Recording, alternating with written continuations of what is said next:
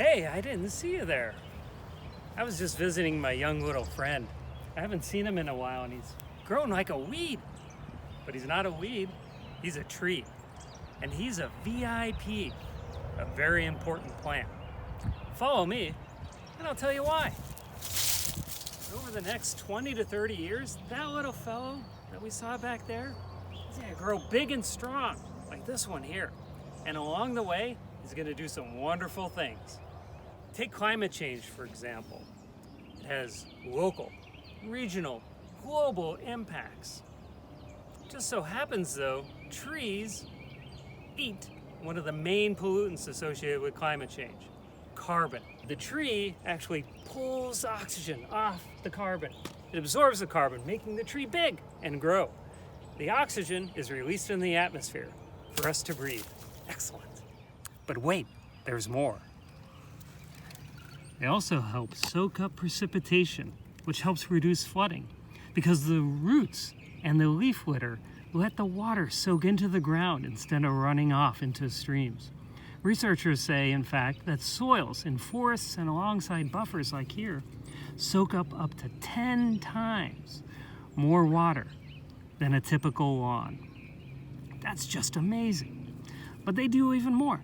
They filter out nasties like volatile organic carbons that we don't want to drink because trees keep drinking water clean.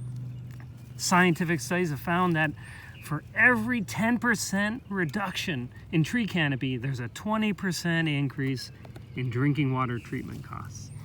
They also help with shade, both shading our streets and our streams, which help reduce summertime temperatures in our cities and suburbs and help keep oxygen in the water that is so critical to habitat and critters like trout and hellbenders, the state amphibian of the state of Pennsylvania.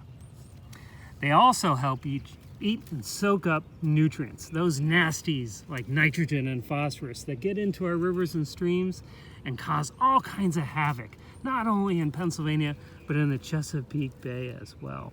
Those nutrients get sucked right up into the roots and into the trees and even into the soils, keeping them out of the water where they cause pollution and on the land where they help promote growth. Streamside trees actually have the ability to do something else really phenomenal. They help the stream cleanse itself.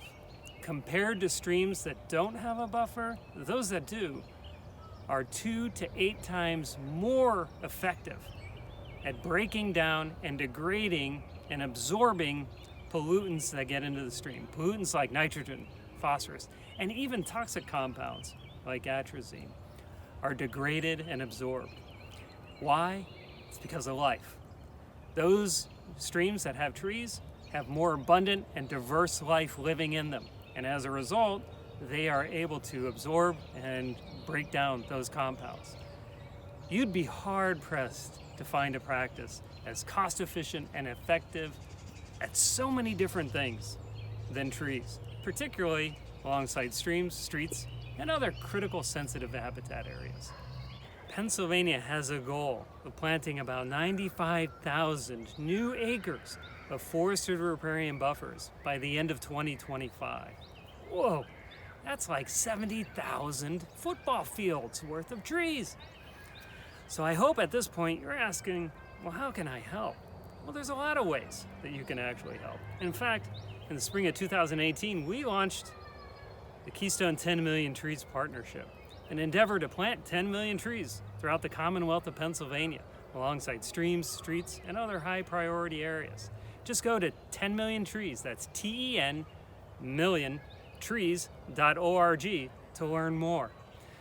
But the bottom line is, whether you join up in the 10 Million Trees Partnership, you plant some trees with your local community or local watershed group, or help preserve and protect the trees right in your own backyard, the simple fact of the matter is that trees are the champion of clean water.